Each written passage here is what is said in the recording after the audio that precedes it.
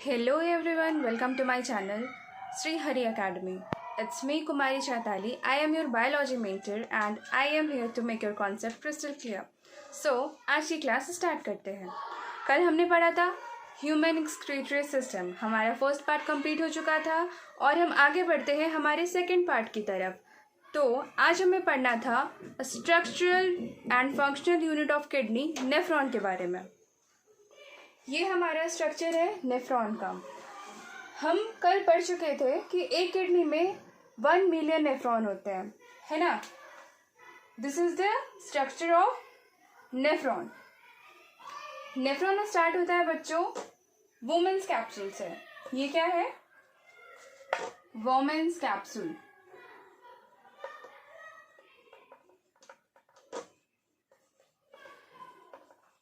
और ये है ग्लोमेरुलस।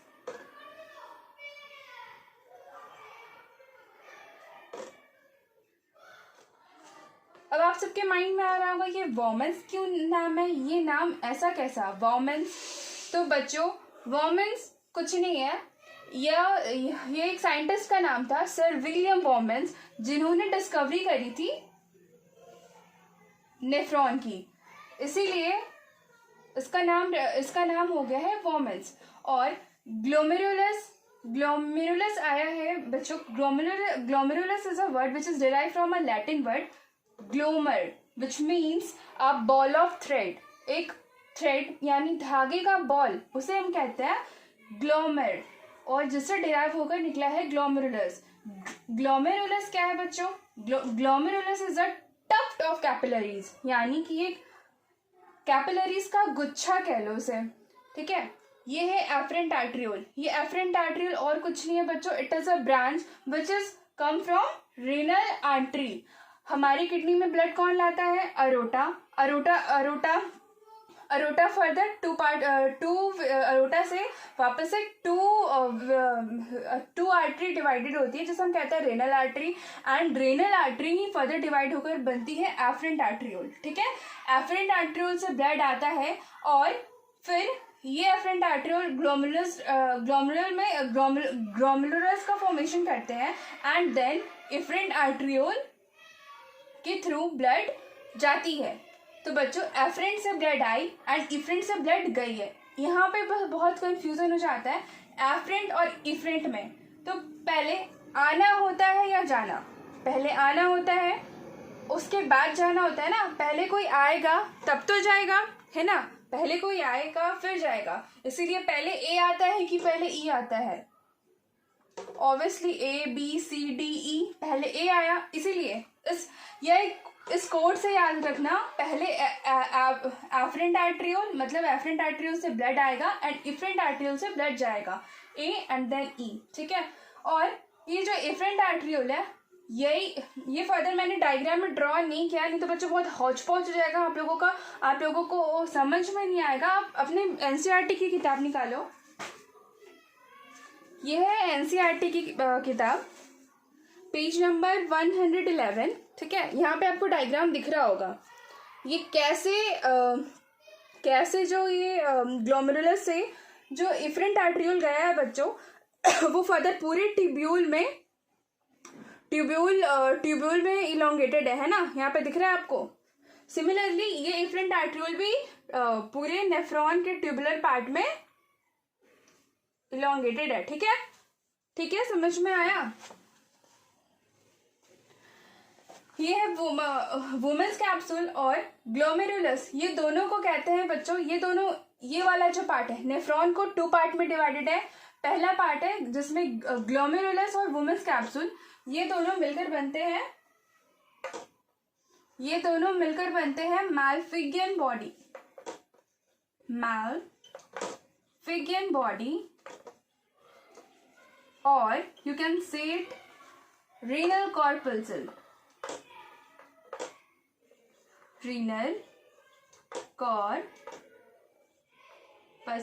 ठीक है। और फर्दर वुमेन कैप्सूल और ग्लोमेरुलस के अलावा जो ट्यूब्यूल पार्ट होता है उसे हम कहते हैं रीनल ट्यूब्यूल। उसे हम क्या कहते हैं? Renal tubule. ठीक है, समझ में आ रहा है? उसे हम कहते हैं रीनल ट्यूब्यूल।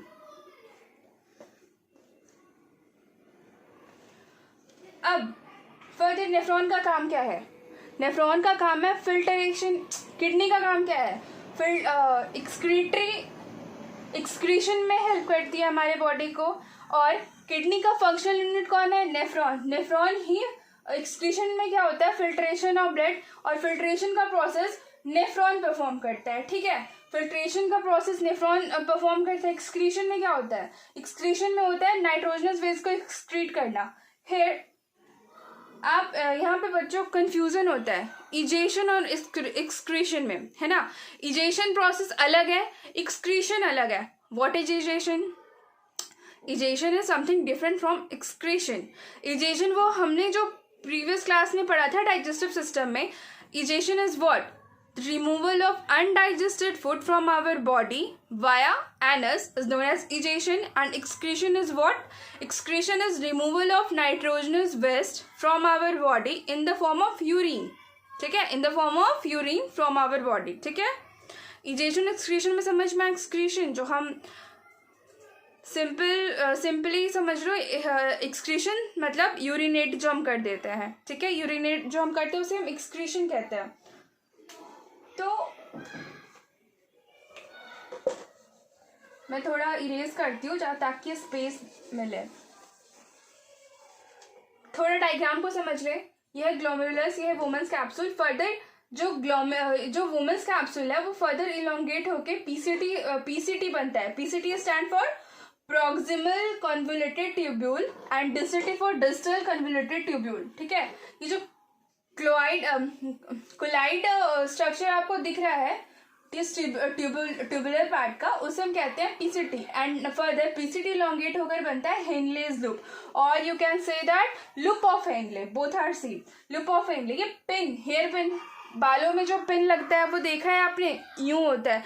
जो अपनी मम्मा के पास जाओ और मम्मा से बोलो मम्मा वो जूड़ा वाला पिन दो, तो वो जस्ट इसी स्ट्रक्चर का होता है। ये पीसीटी और डीसीटी को हटा दो तो ये पिन के शेप का होता है। ठीक है, हेयर पिन का स्ट्रक्चर होता है। और फर्दर हेनली लूप इलोंगेट कर बनता है DCT, distal convoluted tubule.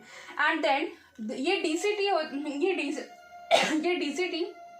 Further किसमें जाकर जुड़ जाता है? कलेक्टिंग डक्ट में। ये क्या है बच्चों? कलेक्टिंग डक्ट है। ठीक है, कलेक्टिंग डक्ट है ये।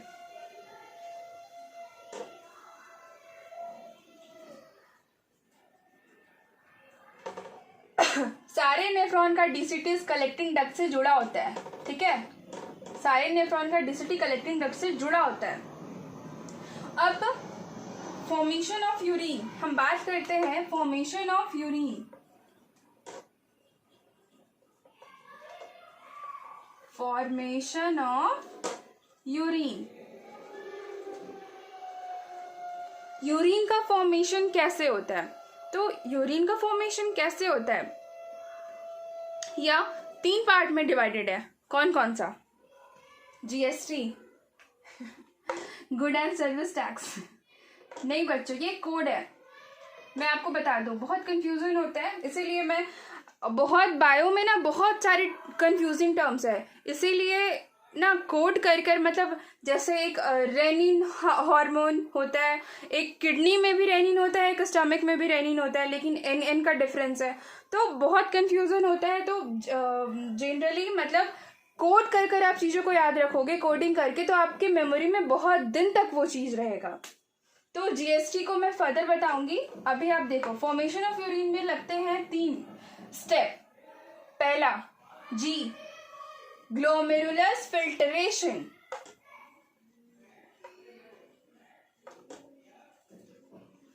Glomerulus filtration. एस, सिलेक्टिव रीअब्जॉर्प्शन। एक एक को हम डिटेल में पढ़ेंगे। ठीक है, टेंशन मत लेना कि मैम थोड़ा सा लिख कर आप हट रहे हो क्या, नहीं। फॉर्मेशन ऑफ यूरिन हम पूरे डिटेल में पढ़ेंगे। पहला स्टेप हो गया ग्लोमेरुलस फिल्ट्रेशन, दूसरा हो गया selective reabsorption, GST. T for what? T for हो गया ट्यूबुलर सिक्रेशन, ट्यूबुलर सिक्रीशन। पहला ग्लोमेरुलस फिल्ट्रेशन, ठीक है, फिल्ट्रेशन, ब्लड आया वाया एफरेंट आर्टरियोल के थ्रू ब्लड आया, वो ये ग्लोमेरुलस में गया। बच्चों ग्लोमेरुलस से ब्लड फिल्टर होता है किसमें, वुमेन्स कैप्सूल में, फिल्टर होता है किसमें, वुमेन्स कैप्सूल में फिल्टर होता है, ठीक है। फिल्टर कैसे होता है बच्चों, वुमेन्स कैप्सूल का जब स्ट्रक्चर हम देखेंगे, ठीक है, जब हम इसका स्ट्रक्चर देखेंगे तो इसका जो सरफेस है इसमें प्रेजेंट होती है पोडोसाइट सेल। क्या प्रेजेंट होती है, पोडोसाइट सेल, पोडोसाइट सेल्स होती है। पता कैसा दिखता है ये पोडोसाइट सेल्स, अगर इस स्ट्रक्चर को हम इलोंगेट कर मतलब फर्दर इनलार्ज कर दें, ठीक है, इस स्ट्रक्चर को इनलार्ज कर दे तो इसमें 3 लेयर्स होता है, podocyte cell, basement membrane and then नीचे का ब्लड वेसल्स, ठीक है। पोडोसाइट सेल्स कुछ ऐसा होता है बच्चों, ऐसा, ये है हमारा पोडोसाइट सेल, ठीक है, ये basement membrane and then further blood vessels. ये मैंने ये वाला जो वुमेन्स कैप्सूल का जो ये वाला मतलब इस पोर्शन को मैंने इनलार्ज कर दिया तो कुछ ऐसा दिखता है, ये पोडोसाइट सेल। इस सेल्स के बीच में आप देख रहे होगे बच्चों गैप है ना, इन सेल्स के बीच में ये जो गैप है ना, इसे हम कहते हैं फिल्ट्रेशन स्लिट। क्या कहते हैं हम, फिल्ट्रेशन स्लिट। ये बहुत सारे पोडोसाइट सेल्स होती हैं और ये जो स्लिट्स, फिल्ट्रेशन स्लिट्स होती हैं, इसके थ्रू ब्लड फिल्टर होता है। लेकिन याद रहे हमारे किडनी में जो मतलब ब्लड का सारा कंपोनेंट फिल्टर हो जाता है except 2 RBC and large molecule मतलब प्रोटीन।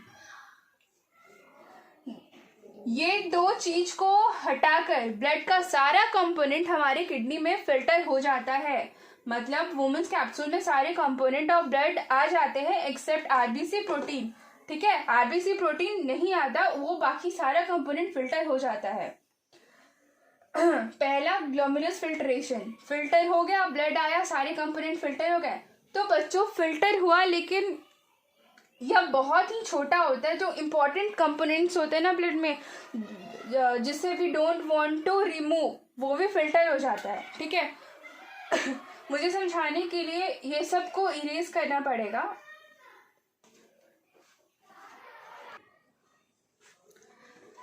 तो फर्स्ट स्टेप है ग्लोमेरुलस फिल्ट्रेशन, ब्लड फिल्टर हुआ एक्सेप्ट आरबीसी और प्रोटीन के अलावा, ब्लड का सारा कंपोनेंट फिल्टर हो गया। साथ ही साथ बच्चों कुछ कुछ ऐसे इंपॉर्टेंट न्यूट्रिएंट्स और कंपोनेंट्स भी आ जाते हैं जिसे हम यूरिन से बाहर नहीं निकाल सकते, क्योंकि it is good for our body and it is very useful for our body, ठीक है। लाइक फिल्ट्रेट, जब ग्लोमेरुलस से फिल्टर हुआ ब्लड वुमेन्स कैप्सूल में आया तो उसे हम कहते हैं फिल्ट्रेट, ठीक है। फिल्ट्रेट में क्या क्या रहता है बच्चों, अमीनो एसिड, अमीनो एसिड, और क्या रहता है, वाटर, एक्सेस वाटर, और क्या रहता है, सॉल्ट, NaCl, ठीक है, और क्या रहता है, ग्लूकोज। अरे भाई इतना मेहनत करके हमारे बॉडी ने ग्लूकोज बनाया, खाना खाए हम, उससे ग्लूकोज का फॉर्मेशन और उसे हम एक्सक्रीट कर देंगे, नहीं। देखो यहाँ पर ब्लड फिल्टर हो गया, ग्लूकोज भी आ गया है बच्चों। बहुत ही भारी फेरा हो गया ये तो। नहीं, ये वापस से नहीं जाना, रुको तुम, ग्लूकोज यहीं पे रुको ना, glucose, amino acid, NaCl, nitrogenous waste, nitrogenous waste. अरे यार वेस्ट मटेरियल तुम तो जाओ, nitrogenous waste, NaCl, amino acid, water, glucose, nitrogenous waste, ये सब आ गया फिल्ट्रेट में, ठीक है। पहला step glomerular filtration done. Now second step, second process, ठीक है। Second process selective reabsorption. बच्चों यहाँ पे कहना है why this is called, why we call it reabsorption. हम इसे रीअब्जॉर्प्शन क्यों कह रहे हैं, एब्जॉर्प्शन क्यों नहीं कह रहे हैं, सोचो रीअब्जॉर्प्शन क्यों। क्यों रीअब्जॉर्प्शन कह रहे हैं, एब्जॉर्प्शन क्यों नहीं?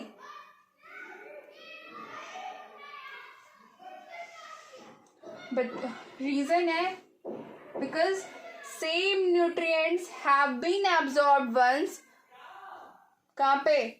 डाइजेशन प्रोसेस में, फ्रॉम गट टू ब्लड। एक बार डाइजेशन प्रोसेस में ये सारे न्यूट्रिएंट्स एब्जॉर्ब हो चुके हैं, गट से ब्लड में गया है, डाइजेशन प्रोसेस में हमने पढ़ा था, यहाँ पे वापस से एब्जॉर्प्शन हो रहा है, इसीलिए हम इसे कह रहे हैं रीअब्जॉर्प्शन। समझ में आया रीअब्जॉर्प्शन क्यों?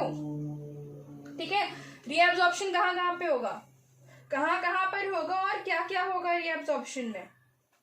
तो बच्चों NaCl को नहीं खोना, पूरा NaCl हम खोएंगे, पूरा NaCl हम खो देंगे तो बॉडी में सॉल्ट कहाँ से होगा? ऑस्मोरेगुलरिटी कैसे मेंटेन होगा बॉडी का? एमिनो एसिड, इसको भी नहीं खोना बच्चों, पूरा पानी को भी नहीं खोना, पानी भी तो चाहिए, ग्लूकोज ना बाबा ना, नाइट्रोजनस वेस्ट तुम तो निकलो भाई, नाइट्रोजनस वेस्ट तुम तो निकलो। तो बच्चों ये जो इफरेंट आर्टरियोल है ये हेनले लूप, पीसीटी, डीसीटी सब में मतलब ऐसे लपेटा हुआ है, इसके पास से। तो क्या होता है कि ये जो इफरेंट आर्टरियोल गया तो ये जो पीसीटी है ना, यहाँ से क्या होता है बच्चों, इफरेंट आर्टरियोल में, ब्लड वेसल्स में, उसमें क्या होता है वापस से रीअब्जॉर्प्शन हो जाता है, किसका? सॉल्ट का, NaCl का, अमीनो एसिड का।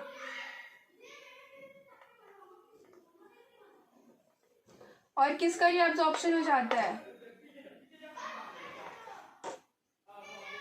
वाटर का और ग्लूकोज का। ठीक है, सॉल्ट का, अमीनो एसिड का, वाटर का और ग्लूकोज का। Nearly 2/3 of NaCl and water are reabsorb, मतलब 2/3 यानी मतलब अप्रॉक्स 70 to 75% NaCl रीअब्सॉर्ब होता है और 70% वाटर भी रीअब्सॉर्ब होता है, 2/3। Almost all glucose and amino acid भी रीअब्सॉर्ब हो जाता है, मतलब more than 95% glucose, more than 95% glucose और मोर देन 95% अमीनो एसिड ये रीअब्सॉर्ब हो जाते हैं। कहाँ से? पीसीटी से। समझ में आया? ये हम सेकेंड स्टेप में है, सिलेक्टिव रीअब्सॉर्प्शन पे। और रीअब्सॉर्प्शन क्या क्या का हो जाता है, और कुछ कुछ मिनरल्स का हेनले लूप में, ये हमारा हेनले लूप है, इसके 2 लिम्स हैं। फर्स्ट इसे हम कहते हैं descending limbs of Henle loop and this is ascending limbs of Henle loop. तो हेनले लूप से बच्चों कुछ कुछ सॉल्ट का, कुछ कुछ मिनरल्स का भी रीअब्सॉर्प्शन होता है, वापस एब्जॉर्ब होता है, जिसे जो हमारे बॉडी के लिए यूजफुल है, जैसे सोडियम, कैल्शियम, पोटेशियम, मैग्नीशियम। ठीक है, और कुछ और रीअब्सॉर्प्शन, डीसीटी, ये डीसीटी है। ठीक है, ये जो डीसीटी है ये फर्दर जो स्ट्रक्चर आपको दिख रहा है कोलोइड कर जैसे हम, ये डीसीटी है। जो ये कॉइल्ड स्ट्रक्चर दिख रहा है आपको वो डीसीटी है। इससे भी कुछ कुछ मिनरल्स वापस से रीअब्सॉर्ब होते हैं। क्या क्या? कैल्शियम और सोडियम। ठीक है, कुछ कुछ रीअब्सॉर्ब हो गए।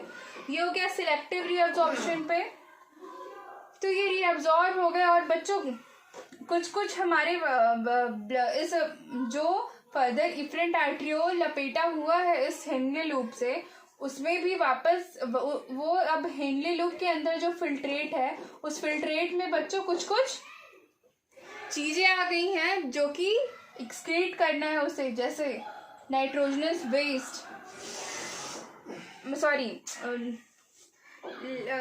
ट्यूबुलर सिक्रीशन, मतलब जैसे नाइट्रोजनस वेस्ट तो फिल्टर हुआ, कुछ कुछ नाइट्रोजनस वेस्ट जो इफरेंट आर्टरियोल में है वो इफरेंट आर्टरियोल वापस से इसमें डाल देगा, ट्यूबुलर पार्ट में डालेगा, उसे हम कहेंगे सिक्रीशन, मतलब एब्जॉर्प्शन मतलब ले लिया, सिक्रीशन मतलब दे देगा। जो ट्यूबुलर ये वो जो इफरेंट आर्टरियोल है वो सिक्रीट करेगा क्या क्या जो हमारे लिए हार्मफुल है। हार्मफुल क्या क्या है? सिक्रीशन सिक्रीशन होगा डीसीटी में, डीसीटी से और पीसीटी से, डिस्टल कन्वोल्यूटेड ट्यूब्यूल से और पीसीटी से। किस किस चीज का?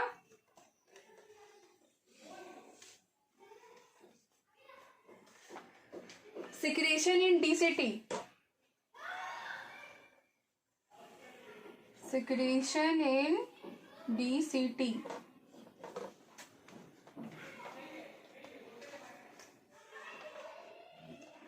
कुछ वेस्ट आयंस होंगे like ammonium ion and all, hydrogen ion, hydrogen ion, ठीक है। ये हम थर्ड स्टेप में है ट्यूबुलर सिक्रीशन में, ठीक है। हाइड्रोजन आयन,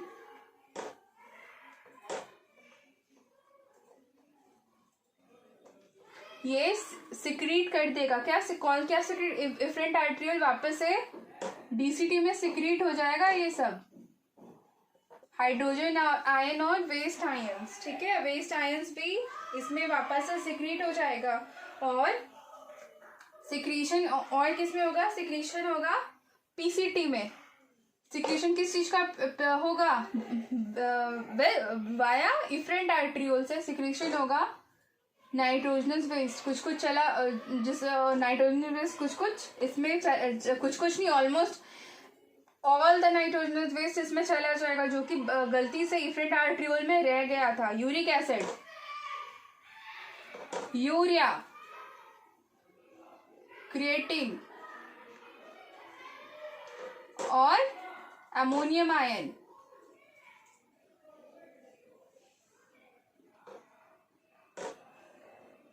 समझ में आया? ये क्या है? Tubular secretion, ammonium ion, uric acid, urea, creatinine, creatine, ठीक है।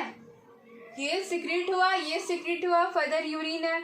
और बच्चों यहाँ पे 70% वाटर चला जाएगा और बाकी रिमेनिंग वाटर का एब्जॉर्प्शन, वाटर का रीअब्जॉर्प्शन भी डिपेंड करता है टू फैक्टर में, टू फैक्टर पर डिपेंड करता है। पहला फैक्टर हो गया how much excess water present in our body, मतलब हमारे शरीर में कितना एक्सेस वाटर प्रेजेंट है। अगर पानी ज़्यादा है तो हम कम रीअब्जॉर्ब करेंगे, अगर हमारे बॉडी में पानी कम है तो हम ज़्यादा रीअब्जॉर्ब करेंगे, ठीक है। और दूसरा फैक्टर क्या हुआ? The amount of nitrogenous waste we want to excrete out मतलब हम जितना नाइट्रोजनस वेस्ट एक्सक्रीट करेंगे तो उसके लिए उस पर डिपेंड करेगा पानी। अगर हम ज़्यादा नाइट्रोजन वेस्ट को एक्सक्रीट करना चाहते हैं तो हमें ज़्यादा वाटर लगेगा, तो उस हिसाब से पानी फिल्टर होगा, ठीक है। 70% ऑन एन एवरेज लेकर चला गया है यहाँ पर। आई होप कि कॉन्सेप्ट यहाँ तक क्लियर है। अब बच्चों ये ammonium ion, uric acid, urea, creatine और जो एक्सेस वाटर और एक्सेस सॉल्ट, ये सब मिलकर ये फिल्ट्रेट, ये जो फिल्ट्रेट है ये सब मिलकर हमारा यूरिन का फॉर्मेशन हो गया। और ये यूरिन जो है ट्यूबुलर पार्ट से होते हुए PCT and then Henle loop and then DCT से होते हुए कलेक्टिंग डक्ट में आ गिरता है बच्चों। और ये बहुत से नेफ्रॉन एक कलेक्टिंग डक्ट से कनेक्टेड होती हैं। समझ में आया? बहुत से नेफ्रॉन एक कलेक्टिंग डक्ट से कनेक्टेड होते हैं। और ये जो यूरिन है वो कलेक्टिंग डक्ट में जाती है और कलेक्टिंग डक्ट से के थ्रू कलेक्टिंग डक्ट जो होता है वो हमारे रीनल पेल्विस में, किडनी का जो स्ट्रक्चर आप देखोगे, मैं क्लास 11 की एनसीईआरटी में आपको समझाती हूँ। ये है क्लास 11 की एनसीईआरटी, इसमें किडनी की बहुत ही अच्छी डायग्राम दी हुई है। आई होप कि सब ये आपको विजिबल है। इज दिस विजिबल और नॉट? हाँ विजिबल है ना, दिख रहा है? हाँ ठीक है। तो यहाँ पे देखो ये सारे कलेक्टिंग डक्ट, ये हमारा किडनी है। किडनी दो पार्ट में डिवाइडेड होता है, कॉर्टेक्स में और मेडुला में। तो जो ये कलेक्टिंग डक्ट है बच्चों, ये नेफ्रॉन ऐसे ऐसे इम्बेडेड होता है, ऐसे ऐसे रहता है। Half portion of nephron lie in cortex and half portion of nephron lie in medulla, ठीक है। तो जो किडनी नेफ्रॉन है ऐसे रहता है और जो उसका कलेक्टिंग डक्ट होता है वो सब रीनल पेल्विक मतलब इस यहाँ पर कलेक्टिंग डक्ट यहाँ पर होता है, प्रेजेंट होता है, ठीक है। कलेक्टिंग डक्ट से फिर वो रीनल वेन में चला जाता है, रीनल वेन में कलेक्टिंग डक्ट यहाँ पे रहता है और कलेक्टिंग डक्ट से यूरिन जो है वो रीनल वेन में चला जाता है, सॉरी रीनल वेन में बोल रही हूँ, यूरेटर में चला जाता है। कलेक्टिंग डक्ट से के बाद यूरेटर में चला जाता है। कलेक्टिंग डक्ट के बाद चला जाएगा यूरेटर में, यूरेटर के बाद चला जाएगा कहाँ, हमने कल किडनी के स्ट्रक्चर में पढ़ा था, 2 किडनी होती है, पर यूरेटर, ये किडनी से निकला यूरेटर, फिर यहाँ पे यूरिनरी ब्लैडर, ठीक है, ये यूरिनेटर के थ्रू, यूरेटर के थ्रू यूरिनरी ब्लैडर, फिर यूरिनरी ब्लैडर के बाद urethra. Urethra is the opening of urinary bladder. Urethra के बाद हम एक्सक्रीट कर देते हैं, मतलब यूरिनेट कर देते हैं, urination. What is urination? Urination को हम मिक्चुरेशन भी कहते हैं, micturition. Micturition is what? Micturition is the process of expelling out the excretory waste. ठीक है, वापस से ये जो यूरिन है कलेक्टिंग डक्ट में कलेक्ट हुआ, यूरेटर में गया, यूरिनरी ब्लैडर में स्टोर हुआ, और जब हमें ये हमारे कंट्रोल में होता है, it is in the control of our nervous system. जब हमें जहाँ पे हमें एरिया दिखा वॉशरूम के, और हम यूरिनेट कर देंगे via urethra. Urethra is the opening of urinary bladder.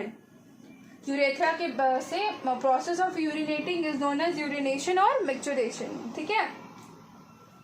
I hope ये तीनों स्टेप आपका, तीनों प्रोसेस आपका क्लियर है। Glomerulus filtration, selective reabsorption, tubular secretion. Thank you. आज हमने एक्सक्रीशन का सेकेंड पार्ट भी पढ़ लिया है, और ये एक्सक्रीशन यहाँ पर कंप्लीट होता है। आई होप आप सबको समझ में आया होगा, और ऐसे ही वीडियो के लिए मेरे चैनल को लाइक और सब्सक्राइब ज़रूर करें। Thank you.